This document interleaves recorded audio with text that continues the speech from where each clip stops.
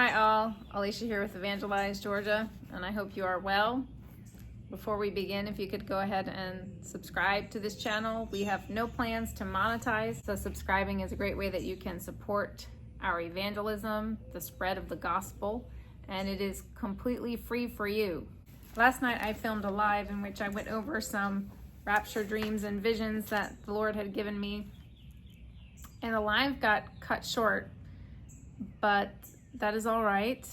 I might do another video on dreams and visions. I'm not really sure, but I feel like the vision that I did get to talk about Jesus appearing perhaps as a cross in the sky, a bright cross, or as a doorway in the sky, pretty much sums up a lot of the visions that I have. A lot of the visions that I have of the rapture are of the sky and what it looks like. I do get throne room visions sometimes. And sometimes, as you know, I do get visions of hell. And all of that is to warn. It is to exhort people to put their trust in Jesus Christ, because he is the Son of God. He's God in the flesh. And only he can save your soul from hell, and only he can give you a resurrection body at the resurrection.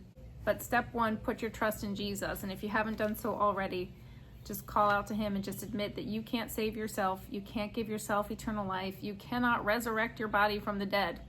You can't do it. You need God. You need God to do it. You need Jesus to do it. And that's what he will do on the day of resurrection. And so many of the dreams and visions I have are of the day of resurrection. They are of the rapture. And they are meant to be an encouragement to the body of Christ. An encouragement that Jesus really is near. He is at the door, and he is the door. You pass through Jesus to get to the Father. There's no other way. Jesus himself says, I am the way, the truth, and the life. No man comes to the Father except through me. That's John 14:6. So you must trust in Jesus. He is the door. He's the doorway to heaven. And you must be in him on the day of his appearing to make it into the rapture. And we do hope that day comes soon. If you are wrong about your belief in Jesus and who Jesus is, you will be trapped in sin. So when you repent, what you're doing is you're turning away from all false beliefs and those consequences of those false beliefs, which is sin. And you are turning wholeheartedly to Jesus Christ as your Savior, your Lord, your Messiah, as God in the flesh. And you're trusting that he really did die on the cross for your sins, that he was buried and resurrected, that he overcame sin and death, and that he can give you victory over sin. He cleanses you of sin. I don't know about anyone else. I'm finding it very difficult to think long term, to plan long term. I live day by day, just trying to live as if Jesus wasn't returning right away, but at the same time we're called to live as if he is returning right away. It doesn't mean that we give up on life. I'm trying to strike that balance between living and being responsible and taking care of all of my duties and my family, and also being very aware and living as if tomorrow could be our last day on earth, because it very well could be. I have my eye on some dates in June as well as July and also in the fall, all revolving around feasts and appointed times as spoken of in the Bible. And as much as I understand that I can't live my life expecting Jesus to come back on these exact days, because nobody knows the exact day or hour, the Bible is clear that if you're a child of God, you will sense the timing, because you're a child of light, and this day will not overtake you as a thief in the night. And that comes from 1 Thessalonians chapter 5. But I guess the question I have for you all out there, if you've been waiting for the rapture, are you feeling that tension between living your life and being responsible, but also not wanting to plan too far into the future, because you sense that we're not going to be here too far into the future?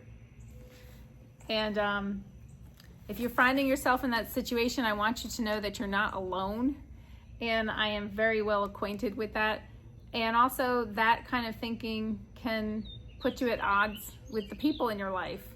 I know there are members of my household that want to do big projects, and they're thinking big and they're thinking long term. And every time we talk about a long-term project, my response is, I don't think we're going to be here. And it's very frustrating for the other person who does not think the rapture is that near, or this person believes that the rapture can happen at any time, and that we're not supposed to know the day or hour, but this person is not sensing in the spirit the closeness of Jesus, and I am, and I'm trying to explain to this person, I don't think we should plan that far out. I think we should just be content where we are and just wait on the Lord, just live our lives, go out evangelizing, and really invest in people. All I want to do is go out and evangelize and invest in others. But I have this tension in my life because the people all around me are burying their heads and busy in projects and other than evangelizing. And so it's quite difficult socially to be in a position where you just know Jesus is coming. You know in your heart, we cannot possibly have another 10 years here on earth. You just know it. And just look at Israel. Look at everything going on in the Middle East. Look at all the prophecies being fulfilled. Everything that Jesus said would happen is happening. Everything in the book of Revelation, it's all being set up for that end time apocalypse. And you just know in your heart that long-term planning is not going to amount to anything. And the people around you think you're crazy. They believe in the rapture, they believe in Jesus, they're saved, but they are not sensing in the spirit what you are sensing. So if this is you, I want you to know you're not alone. I feel you. Trying very much to be in the world but not of the world. And I feel that more and more every day, that I'm in the world but not of the world, as the day of the Lord draws closer and closer.